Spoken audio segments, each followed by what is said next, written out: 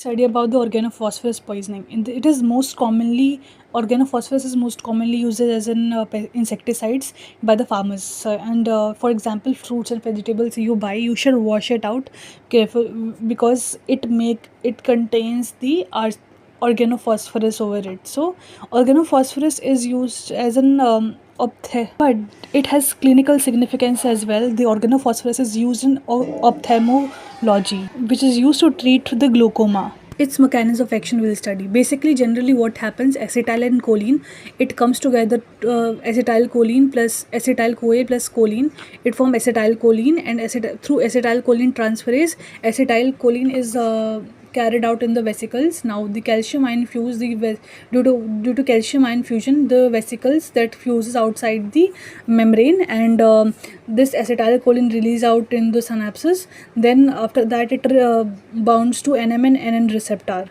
nicotinic and muscarinic receptor. And then what happened, these get breakdown by acetylcholine esterase, and then again that it get reuptake and further process continue. But the anti-cholinergic effect of organophosphorus act as an anti-cholinesterase enzyme, right? It inhibits the breakdown of acetylcholine, and further uptake is not possible. So there is if uptake is not possible, then more ACH will be bind through it, and increase the secretion of muscarine. If it is bind to the muscarine receptor, more acetylcholine bind to the muscarine receptor, then it increases the secretion of saliva, lacrimation, urination, and various things. And if increasingly it attached to the NN receptor, it cause mydriasis, means pupil dilation, muscle weakness, and all, tachycardia.